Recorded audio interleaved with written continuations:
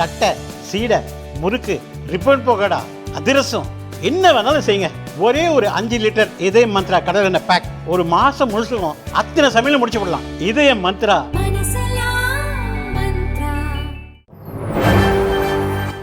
வணக்கம்.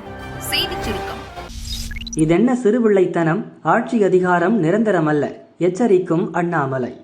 Social media பதிவுக்காக தமிழக பாஜகவைச் சேர்ந்த பிரவீன் ராஜை கைது செய்திருப்பதை அக்கட்சியின் முன்னாள் மாநில தலைவர் அண்ணாமலை வன்மையாக கண்டித்துள்ளார். போதைப்பொருள் புழக்கம், பெண்கள், குழந்தைகளுக்கு எதிரான பாலியல் குற்றங்கள், தனியாக வசிக்கும் முதியோர் கொலை என தமிழகத்தில் பெருகி வரும் சட்டம் ஒழுங்கு பிரச்சனைகள் 1000 இருக்கிறது. ஆனால் திமுக அரசின் நிர்வாக தோல்விகள் சோசியல் மீடியாக்களில் பேசுபொருளாகிவிடக் கூடாது என்பதற்காக முழு நேரமாக அதை கண்காணிக்க மட்டுமே போலீஸை பயன்படுத்துவது முதல்வருக்கு வெட்கமாக இல்லையா? பிரதமர், மத்திய அமைச்சர்கள், பாஜக தலைவர்கள் என அனைவரையும் தரக்குறைவாக விமர்சிக்கும் திமுகவினர் மீது புகார் கொடுத்தாலும் நடவடிக்கை எடுக்காமல் இந்த அரசு வேடிக்கை பார்க்கிறது. ஆனால் சாதாரண சோசியல் மீடியா பதிவுகளுக்காக பாஜகவினரை கைது செய்யும் சிறுபிள்ளைத்தனத்தை தொடர்வது சரியல்ல.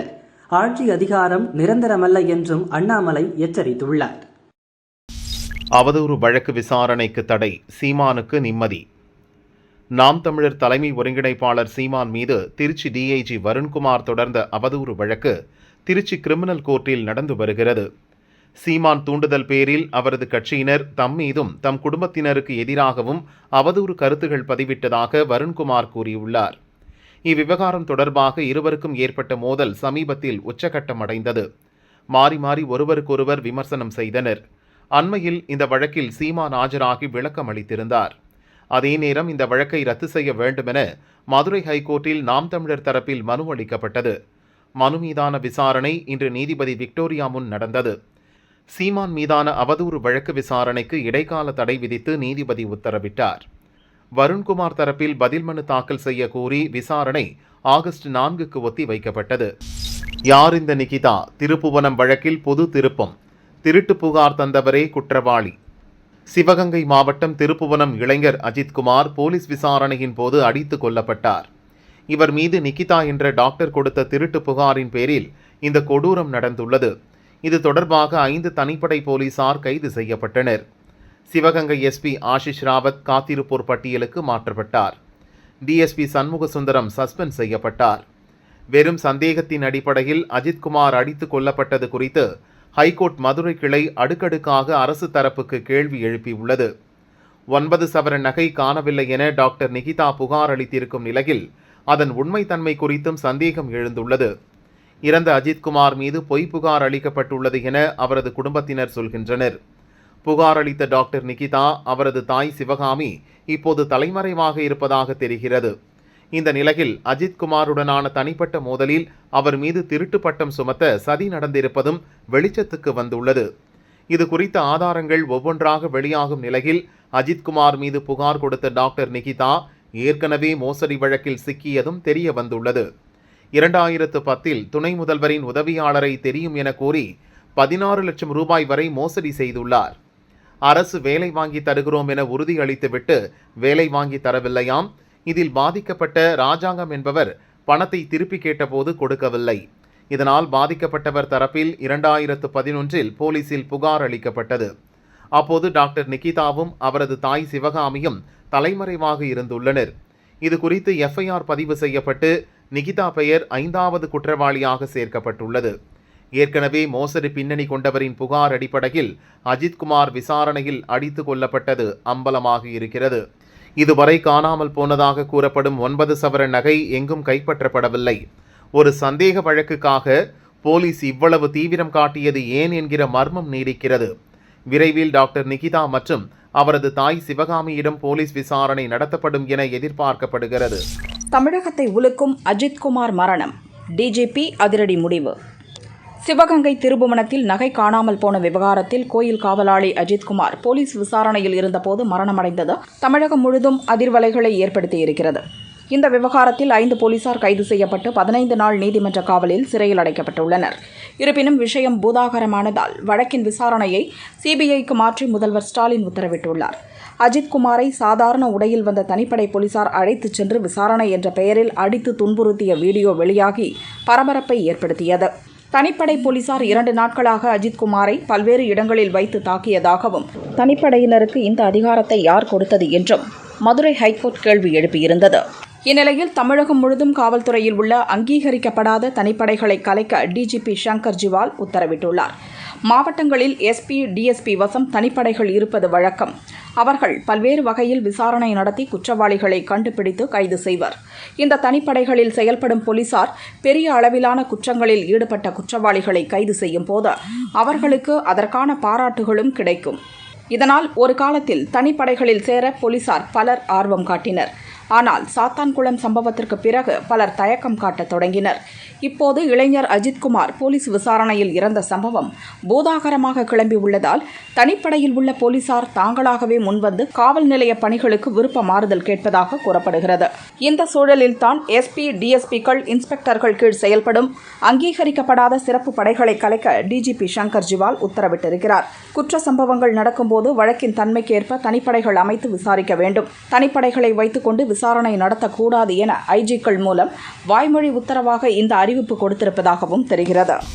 4 ஆண்டுகளுக்கு பிறகு அமைச்சர் மாற்றம் ஏன்? நமச்சிவாயம் சொன்ன காரணம்.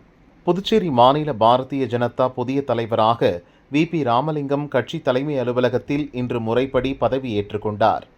அவரை முன்னாள் பாரதிய ஜனதா தலைவரும் எம்பியுமான செல்வ கணபதி, உள்துறை அமைச்சர் நமச்சிவாயம் அழைத்து சென்று தலைவர் சேரில் அமர வைத்தனர். புதிய மாநில தலைவருக்கு சால்வை அணிவித்து பூங்கொத்து கொடுத்து வாழ்த்து தெரிவித்தனர். இல்லை அது இப்போ பார்த்தீங்கன்னாக்கா பர்மிஷனுக்காக போயிருக்குது மத்திய அரசாங்கத்துக்கு. பர்மிஷன் வந்த உடனே வெகு விரைவாக அது ஆரம்பிக்கப்படும்.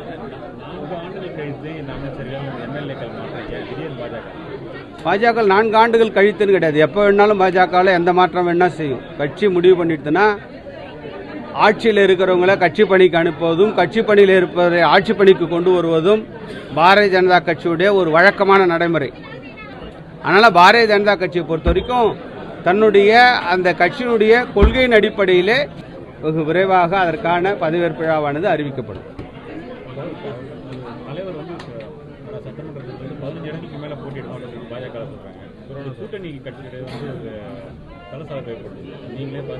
அதாவது எந்த ஒரு கட்சிக்கும் எத்தனை இடம் வேணும்னு கேட்குற அதிகாரம் அந்தந்த கட்சிக்கு உண்டு.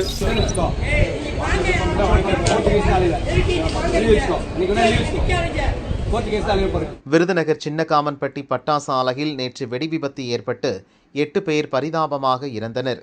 இறந்தவர்களின் குடும்பத்துக்கு தலா 4 லட்சம் நிவாரணமாக முதல்வர் ஸ்டாலின் நேற்று அறிவித்தார்.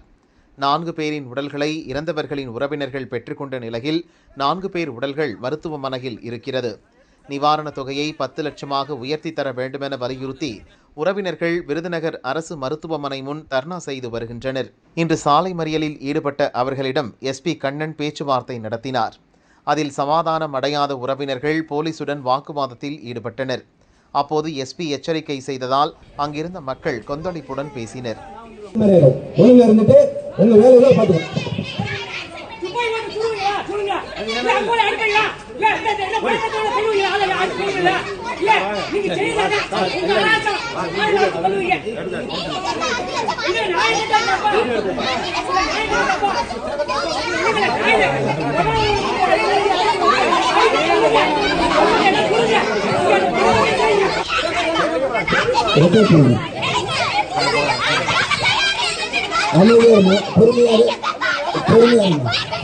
பொறுமையாருங்க. 51 உயிரை காவு வாங்கிய மழை. ஹிமாச்சலில் வெள்ளம், நிலச்சரிவு. ஹிமாச்சல பிரதேசத்தில் பருவமழை தீவிரமடைந்துள்ளது. மாநிலம் முழுதும் கனமழை பெய்து வருகிறது. மலைப்பாங்கான பகுதிகளில் நிலச்சரிவும், நீர்நிலை அமைந்துள்ள பகுதிகளில் வெள்ளப்பெருக்கும் ஏற்பட்டுள்ளதால் மக்கள் கடுமையாக பாதிக்கப்பட்டுள்ளனர்.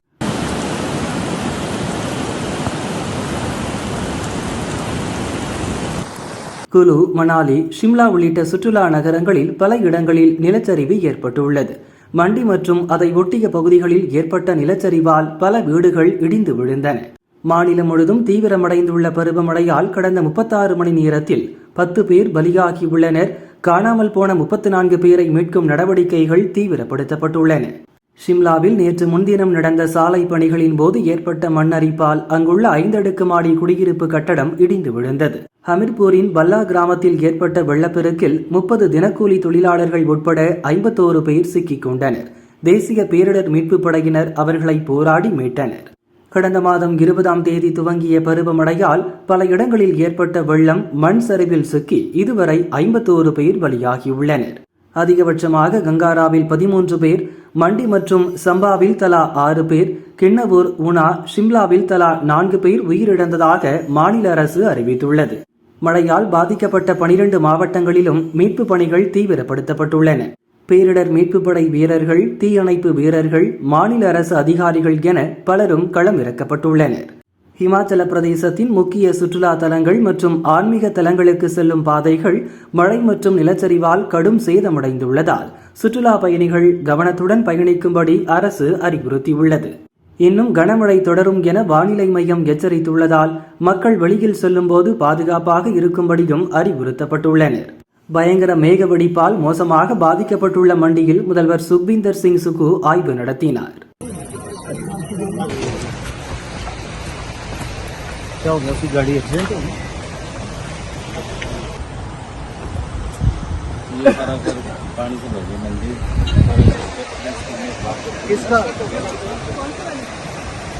கனமழையால் கடுமையாக பாதிக்கப்பட்ட பிலாஸ்பூரில் மத்திய அமைச்சர் JP நட்டா நேரில் பார்வையிட்டார். மத்திய அரசு தரும் நிதியை இமாச்சல பிரதேச காங்கிரஸ் அரசு சரியாக பயன்படுத்தவில்லை என குற்றம் சாட்டினார்.